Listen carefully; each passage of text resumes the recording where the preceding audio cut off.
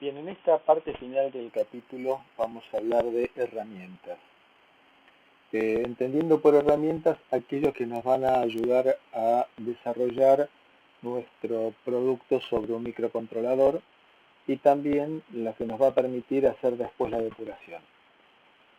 Vamos a arrancar con simuladores. El simulador se utiliza fundamentalmente cuando queremos depurar o desarrollar una aplicación en firmware, pero no tenemos todavía desarrollado el hardware, es decir, que no disponemos del hardware. Es decir, que es un programa que corre en la PC.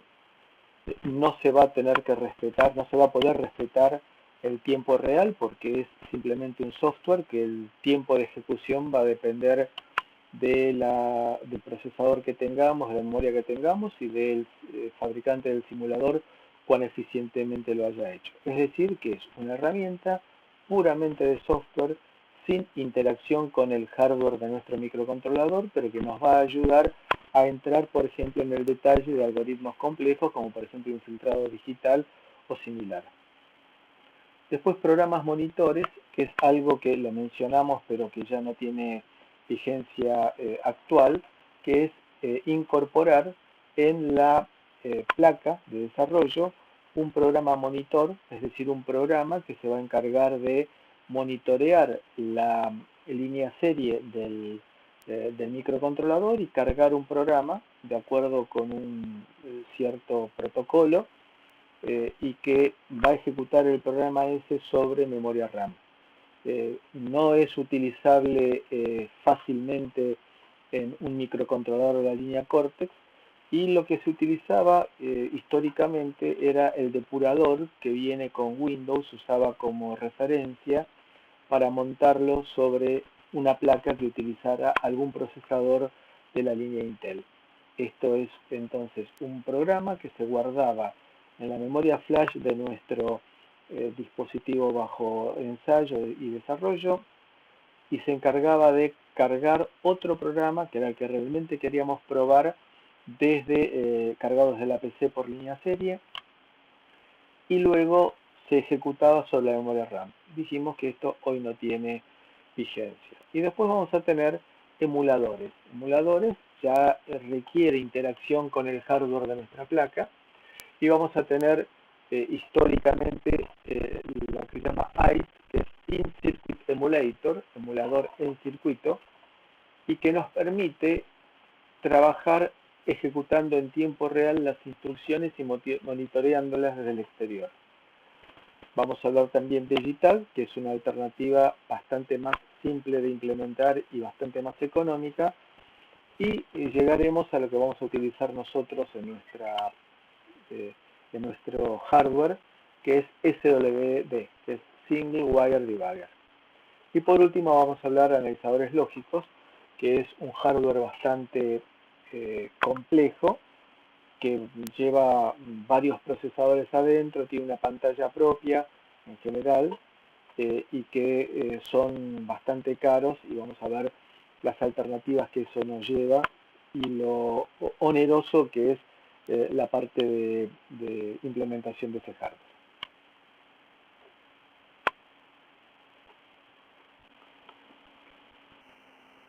Con esto vamos a comenzar con la parte de simuladores,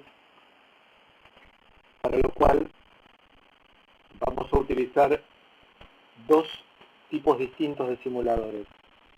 En la primera parte vamos a utilizar el de Keil, que es una empresa de aproximadamente 25 años, alemana, que fue comprada hace unos 15 años por directamente ARM, el fabricante de los microcontroladores Cortex, y por lo tanto representa la voz más adecuada de lo que es la simulación de los microcontroladores Cortex.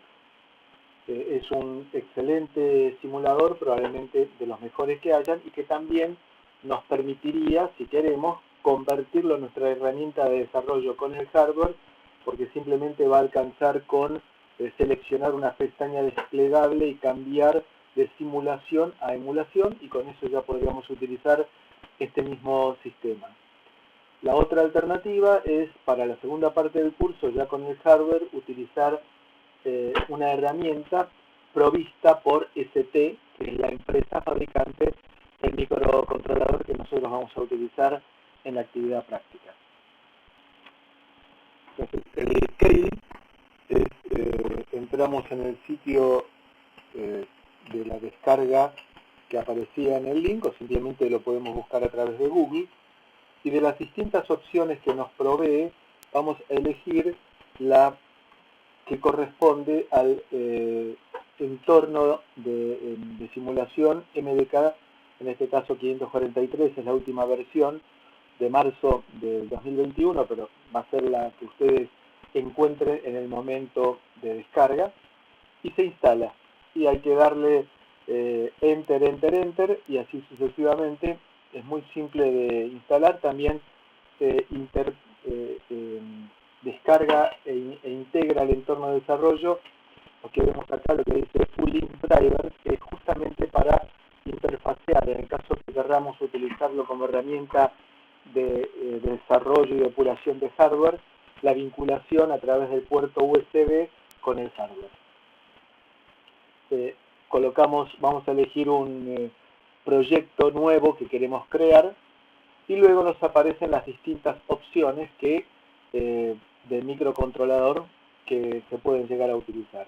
Y entonces podemos ingresar el microcontrolador en particular o trabajar con un Cortex M4 con punto flotante, como es nuestro caso, de tipo genérico. Una vez que creamos el primer proyecto, podemos inclusive ver la bibliografía que nos provee en la parte de books, desde el Getting Started y luego todas las opciones para las herramientas como el compilador, el linker y las bibliotecas de puntos flotantes que se pueden llegar a utilizar. Podemos ver con Case, bueno, aquí vemos por ejemplo cuando trabajamos con el simulador, nos permite ver el estado de los registros y el procesador nos permite trabajar con áreas determinadas. Por ejemplo, tenemos un área de código en la cual nos aparece escrito en C y su equivalente en Assembler como herramienta nada más. Luego tenemos otra área en la cual nos aparece el Assembler detallado, y a medida que vamos efectuando la simulación, vamos viendo el estado de los registros cuando lo deseamos, cómo van evolucionando con la ejecución del programa. Podemos colocar breakpoints, podemos colocar watchpoints para ver posiciones de memoria, podemos trabajar con, por ejemplo, puertos de entrada-salida y programarlos como pines de entrada y pines de salida, y simular también para los pines de entrada que aparece un 0, 1, 1, con lo cual nos permite trabajar apropiadamente en el avance del desarrollo. El conversor analógico digital lo mismo, podemos programarlo, podemos simular lecturas, y de esta manera avanzar en el proyecto hasta tanto tengamos la herramienta de hardware disponible. Análogamente para, por ejemplo, temporizadores, para simular la programación y la operación de los temporizadores, y cada temporizador tiene su propio simulador. Comunicación serie lo mismo, podemos programar por medio del menú desplegables el tamaño de la cantidad de bits que queremos transmitir o recibir, bits de parada, etc. Una herramienta que se utiliza para cierto tipo de aplicaciones son los emuladores. In-Circuit Emulator, emuladores en circuito.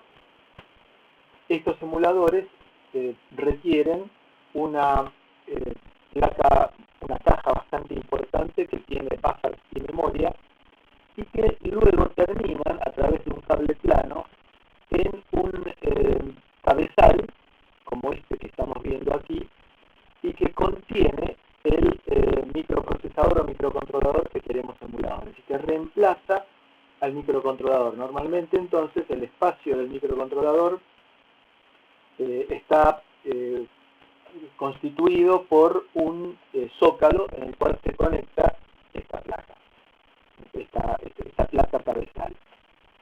Estos emuladores tienen un sistema de adquisición de datos de alta velocidad y que se encargan de muestrear los bases del procesador cuando están disponibles, almacenarlos en la memoria interna del emulador y luego transmitirlos a la PC. Aquí vemos, por ejemplo, lo que es el cabezal, que evidentemente es muy complejo, y también los cables planos que figuran aquí son complejos y son caros, y evidentemente que esto deja de funcionar cuando aumentamos la velocidad a centenares de megahertz. Esto tuvo su origen hace muchos años en los primeros emuladores con procesadores que corrían a 1 o 2 MHz.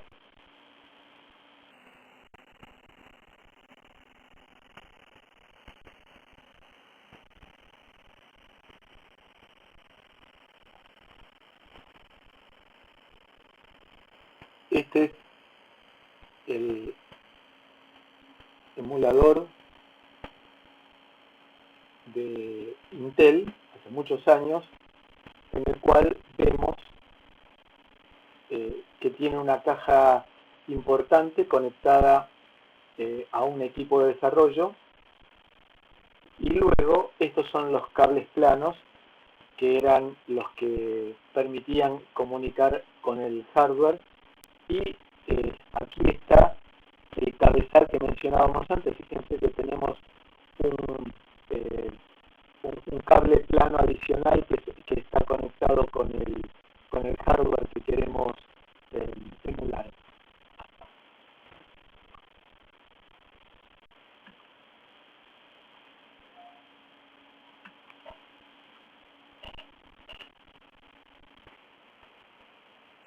A medida que fue aumentando la velocidad y la complejidad de los microprocesadores y microcontroladores, surgió el grave problema del costo de la disipación de energía, porque al aumentar los megahertz del clock aumentaba el tipo de buffers, el consumo de los buffers que había que colocarle, y por lo tanto eran fuentes de calor importantísimos. Por ejemplo, algún emulador que hemos tenido en algún momento consumía 1 kilowatt, es decir que en invierno, y esto no es chiste, lo usábamos como estufa. 1 kilowatt era, y con ventiladores, con lo cual diseminaban el calor en todo el ambiente, era una excelente estufa. Esta forma de trabajar con emuladores reemplazando al procesador original quedó prontamente en desuso cuando ya pasamos del 80-86 a los posteriores por el costo y el consumo. Apareció entonces una idea que se llamó JTAG y que vamos a definir en minutos. Surgió con los primeros procesadores digitales de señales en la década del 90, que comenzaron a trabajar en centenares de megahertz. Esos centenares de megahertz hacían que fuera totalmente imposible trabajar con las herramientas que se venían utilizando hasta ahora, con micros que corrían a 12 MHz, 5 MHz, y que nos llevaron a crear toda una filosofía nueva, que consistió básicamente en incorporar dentro del chip del microcontrolador registros de depuración. Es decir, esos registros de depuración van a permitir comunicarse con el mundo exterior y que uno, por ejemplo, coloque breakpoints. ¿Qué son los breakpoints? Son puntos de ruptura, direcciones en las cuales se va a ejecutar, cuando se llega a esa dirección y se está ejecutando una instrucción, se corta la ejecución, y por medio de un programa especialmente desarrollado para esto, se presentan en una pantalla el estado de registros o de posiciones de memoria.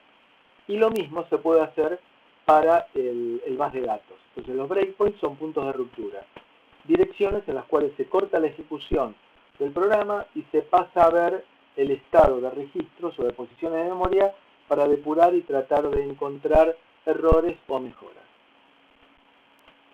¿Cuál es la filosofía?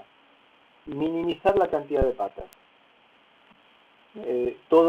Esta idea de JTAG empezó con la complejidad de circuitos, en los cuales hasta ese momento las placas se probaban por medio de camas de clavos.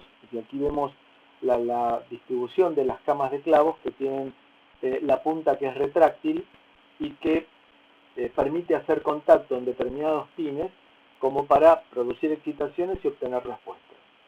Esto es muy complejo, muy caro, y ustedes se imaginan que estas puntas, que normalmente estaban bañadas las puntas en oro para facilitar el contacto y evitar problemas de corrosión, resultó muy caro, y cada vez que se cambiaba de placa había que cambiar la cama de clavos. Eso era costosísimo.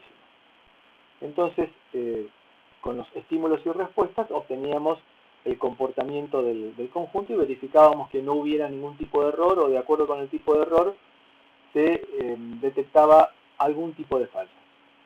Hubo varias alternativas de valijas que se llevaban con la parte de simulación, de emulación, y que cuando aparecieron circuitos integrados de muy alta densidad, como por ejemplo los BGA, que son Ball Grid Arrays, que son integrados que en lugar de tener patitas tienen bolitas de estaño, de material soldable.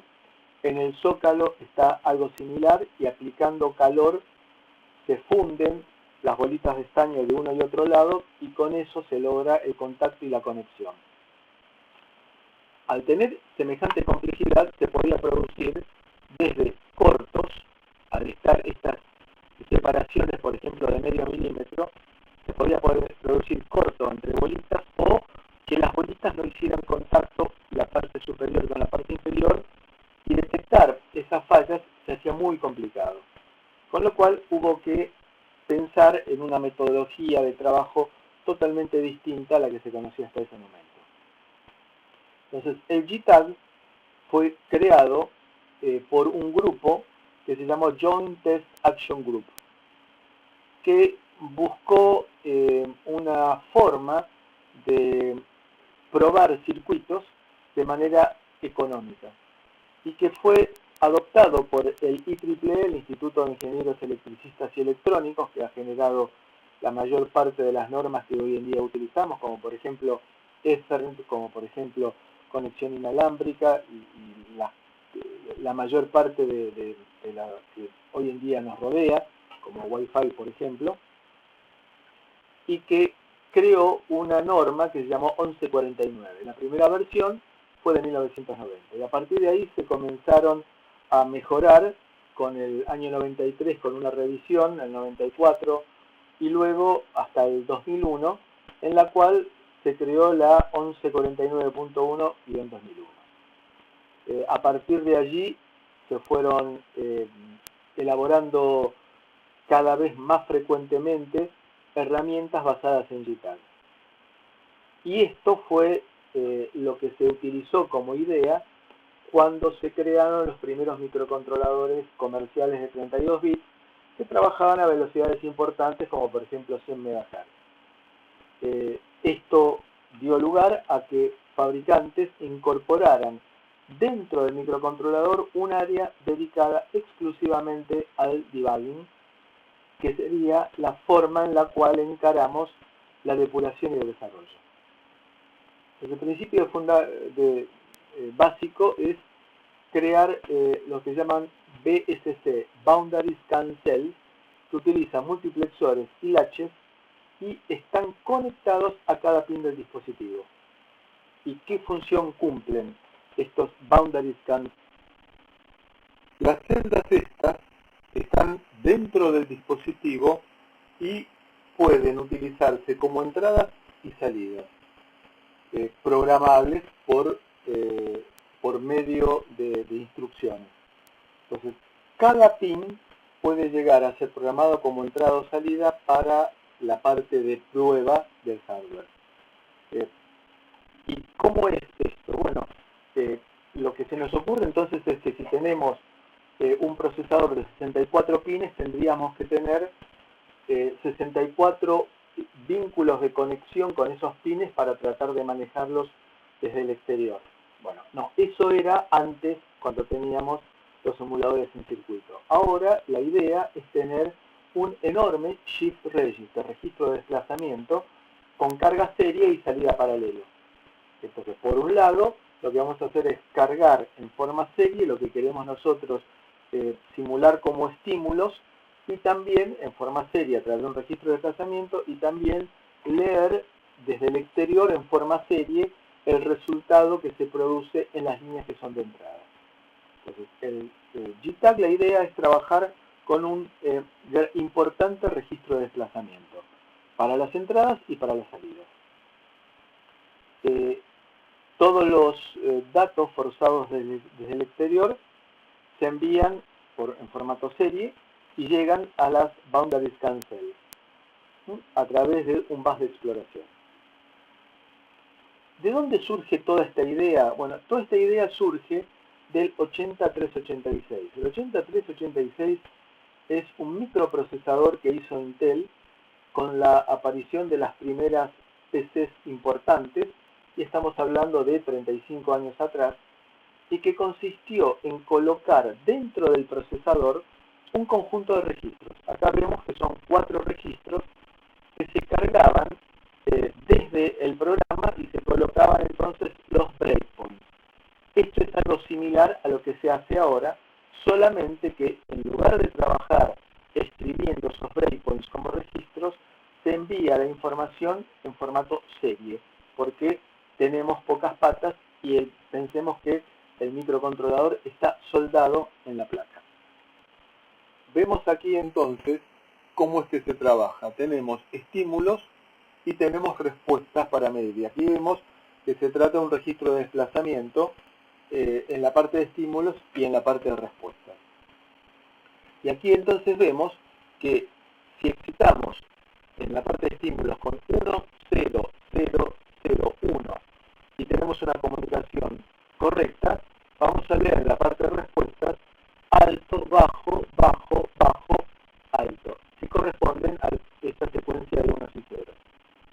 Ahora bien, si nosotros tenemos en este pin de estímulo un corto con este otro pin de estímulo, cuando tengamos dos unos, no va a haber problema. Si tenemos 1 y 1 conectados entre sí, la respuesta va a ser 1. Si tenemos 0 y 0, no hay problema, no va a haber duda, vamos a tener 0 y 0. El tema es cuando tenemos 0, 1 o 1, 0. Recordemos que habitualmente el que manda es el pull down del 0 frente al pull up del 1, y por lo tanto, cuando nosotros coloquemos un 0 y un 1, va a tener preponderancia, al estar en corto las dos líneas, va a tener preponderancia el 0, y lo que vamos a leer va a ser 0. Y análogamente, cuando tengamos 1, 0, lo que vamos a hacer es ver que donde debería aparecer un 1, nos aparece un 0, un estado bajo. Entonces, analizando las respuestas, vamos a detectar que si excitamos con esto y leemos esto, significa que aquí hubo un corto. Y si excitamos con esto y leemos esto, vemos que aquí hay un corto. Con lo cual, teniendo en cuenta que son pines próximos, se puede llegar por medio de un algoritmo a determinar que tenemos un corto entre los pines 2 y 3. Y análogamente, si nosotros tenemos el circuito abierto, excitamos con 1, 1 y después 0, y al tener circuito abierto, y acá seguramente en la entrada tenemos un pull-up, vamos a leer todos estados 1, y por lo tanto, al saber que estamos excitando con esto y tener esta respuesta, vamos a determinar de que aquí tenemos una apertura de circuito. Entonces, lo que se hace es crear un programa de prueba enviando en forma serie un conjunto de unos y ceros y leer a la salida también en forma serie la respuesta obtenida, y de esa manera podemos llegar a determinar qué tipo de fallas hubo en una placa de circuito impreso con componentes conectados.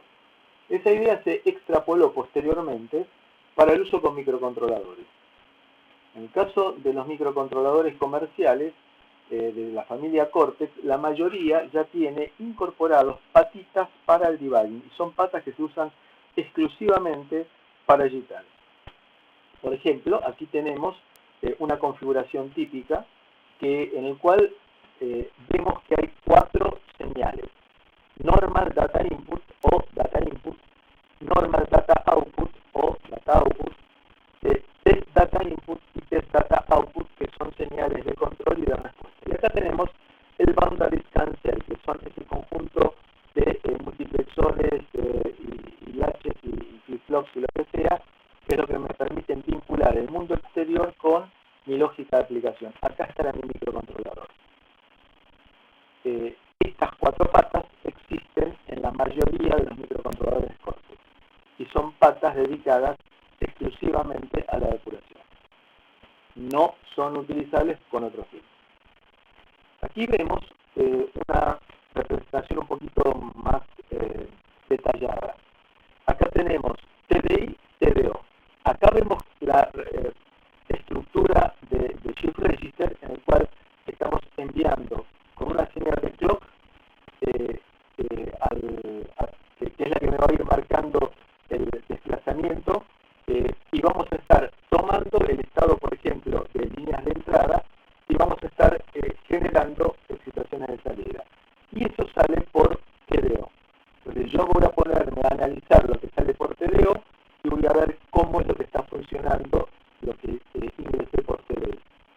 Entonces, por TDI no entro cualquier cosa, sino que entro secuencias de unos y ceros con un determinado objetivo.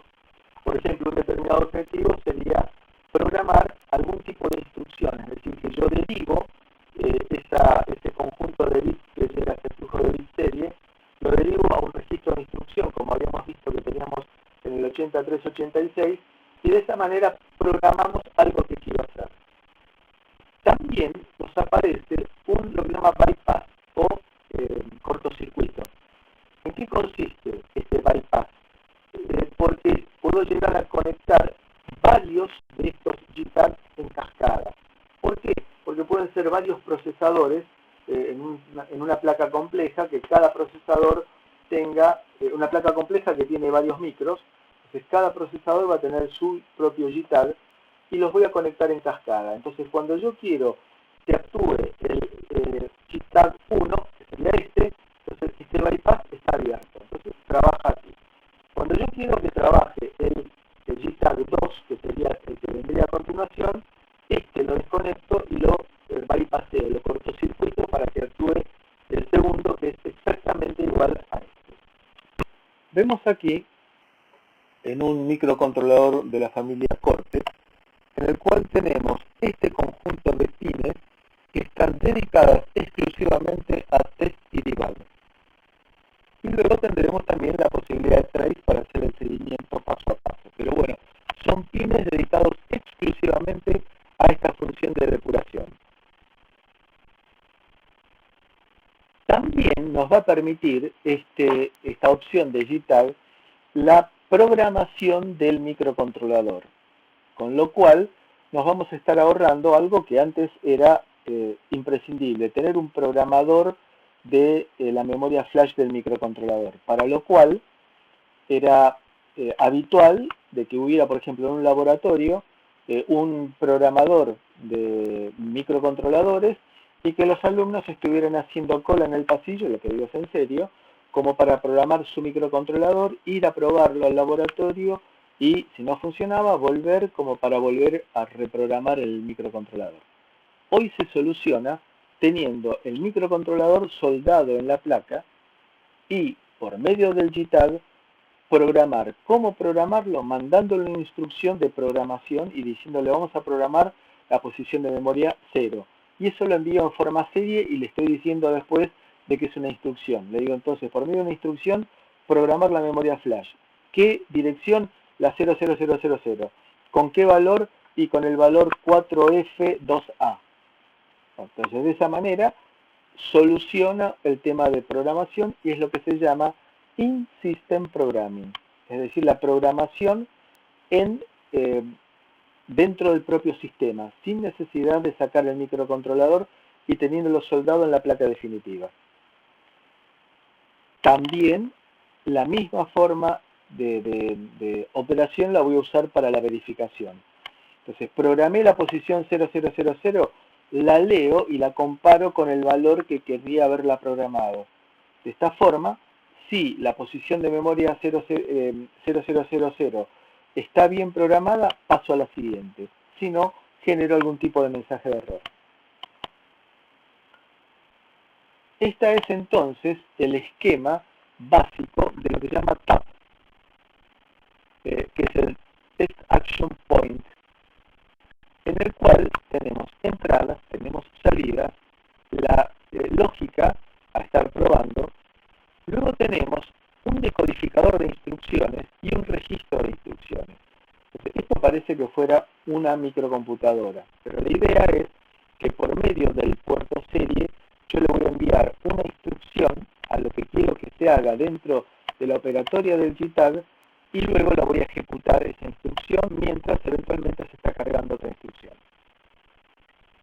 Y tengo salidas que me van a aparecer luego en formato serie y las utilizaré para verificar si lo que quise hacer se cumplió o el estado de algunas líneas de verificación. ¿Cuáles son las señales de JTAG? T-Clock, que es el clock que se utiliza para sincronizar toda la máquina interna. TMS, que es el que me permite determinar cuál es el próximo estado, qué es lo que voy a hacer a continuación. TDI, que es la entrada de datos y que se va desplazando. TDO es la salida de datos y que me permitía o bien analizar la salida de datos o bien conectarla a otro JTAG. Y luego el test reset, que este es un opcional. Esos 4 deberían estar siempre y el test reset es opcional. Veamos un poco más en detalle la operatoria. Entonces aquí lo que tenemos es test data in, esta es la lógica bajo prueba, test data out, que en este caso la estoy enviando a otro JTAG, con un interconexionado que es el que corresponda a la vinculación entre ambos.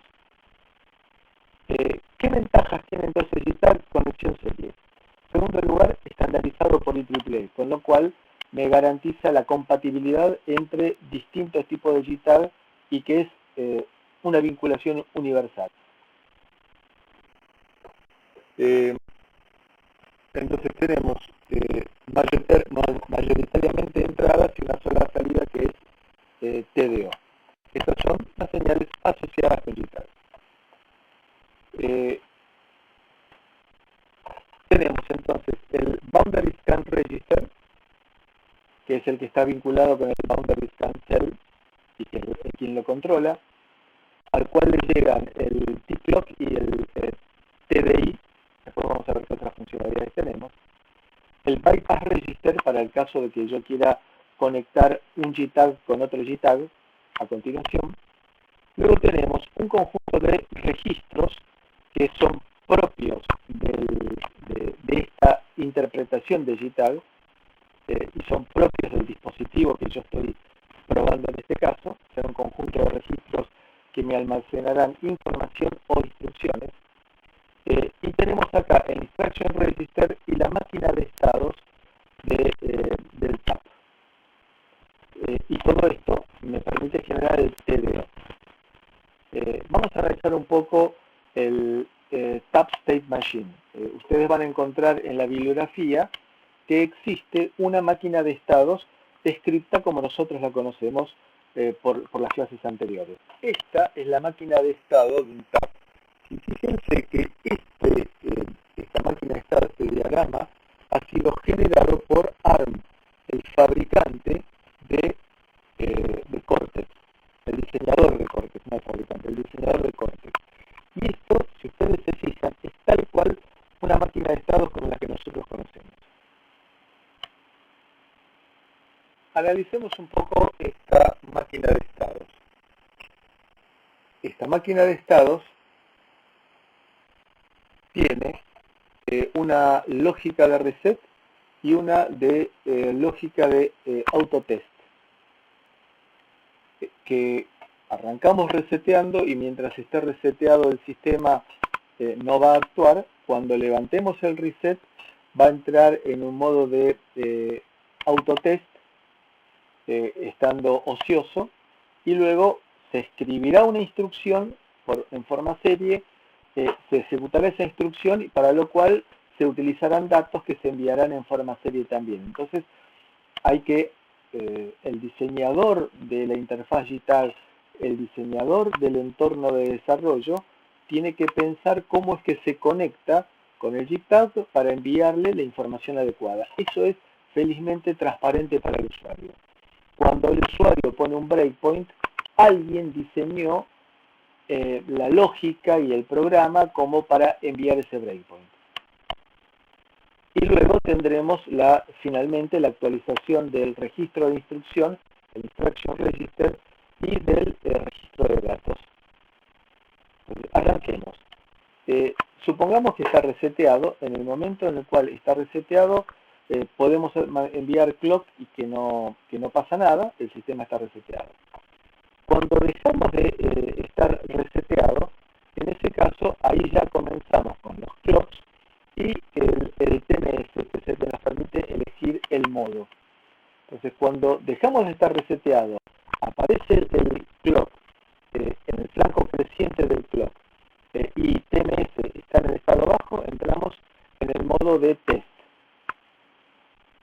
Luego de lo cual pasamos al modo de barrido de selección del barrido del D.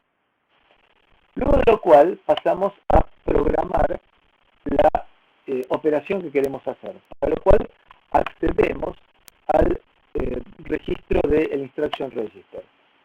Entonces, ahí tenemos que enviar un conjunto de clocks que van a ser capturados en forma consecutiva por el registro de desplazamiento que aquí tenemos y que se va a encargar de generar la directiva, la instrucción que queremos hacer.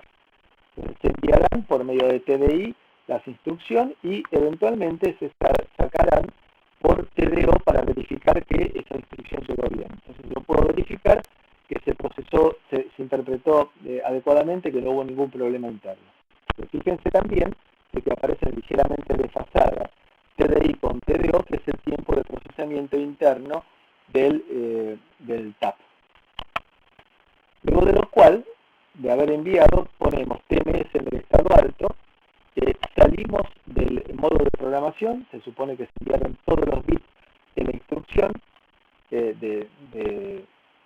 que se quería enviar, y luego lo que hacemos es, en el ciclo siguiente de reloj, con el flanco creciente siguiente de ciclo, lo que hacemos es actualizar, porque seguía ejecutándose la instrucción anterior, hasta tanto se formara una nueva instrucción, lo cual es bastante lógico. Entonces, cuando se terminó de formar la nueva instrucción que llegó en forma serie, lo que se hace es actualizar el registro de instrucción con el flanco sucesivo. Y luego, una vez que ya se sabe qué es lo que se quiere hacer, se cargarán los datos, para lo cual se enviarán una serie de pulsos de clock con el data in, y acá tendremos tantos shift registers, tantos desplazamientos, tantos shift como datos nosotros querramos enviar. Y también aparecerán sobre la salida como para verificar qué fue lo que estuvo pasando. Bien, este es entonces el resumen del funcionamiento del TAP Controller con el registro de instrucción, con su correspondiente decodificador, con el registro de bypass, los registros internos que tenga y el Boundary Scan Register, que serán los multiplexores que me permitirán conectarme los bits que tengamos en este Boundary Scan Register a los pines de entrada-salida. ¿Cómo se utiliza el JITAG? Una primera opción es colocar un zócalo para esta placa. Esta placa la diseñé yo y coloqué un zócalo para poder utilizar el JITAG no solamente en el momento de la programación del microcontrolador, sino posteriormente, por ejemplo, para actualizar, cuando esté el producto en el campo, actualizar la memoria del programa o adquirir datos. Puede ser que se hayan guardado datos en la memoria y que esos datos los quiera adquirir luego. Los automóviles actuales tienen una computadora que es la que hace funcionar desde el motor hasta determina el funcionamiento general del, del automóvil.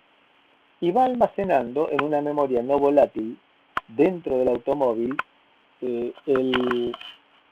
ciertos puntos críticos, por ejemplo, momento en el cual fallaron los frenos. Entonces, no se pudo frenar, queda eso almacenado y luego, con un equipo especial, se lee el estado de esos puntos de prueba que marcaron fallas.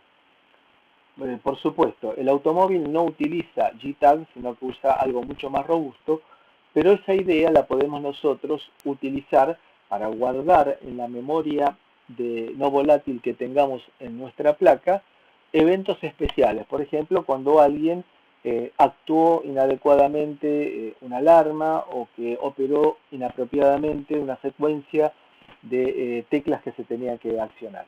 Entonces eso me puede quedar registrado y yo por medio de una instrucción de lectura de memoria puedo transferirlo en formato serie hacia el exterior para analizarlo fuera del tiempo de ejecución. Otra alternativa es, por ejemplo, en un kit, como en este caso, que es un kit directamente de Keil, colocar un conector y acá tenemos la caja de vinculación que se llama ULink 2, que me permite conectarme vía USB con la computadora en la cual estamos haciendo el desarrollo. Entonces, desde la computadora viene por USB, aquí se transforma en GTAG y aquí la placa ha sido pensada para trabajar con GTAG. Entonces podemos programar el microcontrolador, escribir posiciones de memoria si queremos y también leer el estado de los registros y el control del microcontrolador.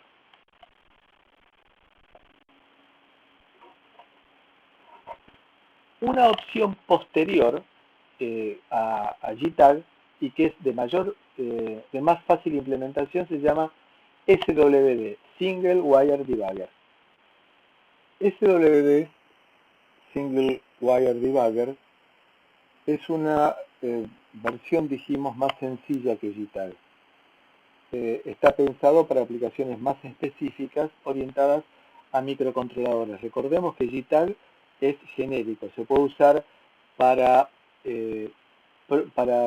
chequear el estado de una placa o como para trabajar sobre una FPGA, mientras que el Single Wire Debugger fue creado por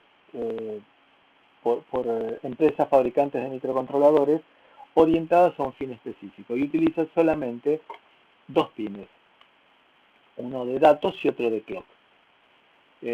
Single Wire Debugger utiliza un bus específico llamado Debug Access Port.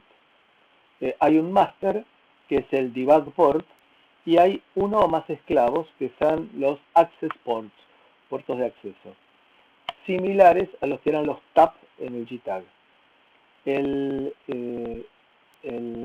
Debug Port se comunica con los Access Ports mediante paquetes que envían, entre otras cosas, la dirección del Access Port con el cual uno se quiere llegar a comunicar. Entonces, es una interfaz alternativa que utiliza dos pines. El SWDIO, es decir, que es Data Input Output, y el Single Wire Clock, con un protocolo similar al de GTAG. Entonces, es algo que fue estandarizado por los micros ARM a través de la versión 5 de la interfaz de depuración y que permite conectarse sobre un bus interno que vamos a ver más adelante, que es el AMBA, el Advanced Microcontroller Bus Architecture, es decir, arquitectura de bus de microcontroladores avanzada, y que es la que nos va a permitir acceder a la memoria del sistema y a los registros de los periféricos o los registros también utilizados para la depuración. Este es el esquema del SWD. Entonces acá tenemos el DAP, que puede utilizarse como herramienta. Acá tenemos el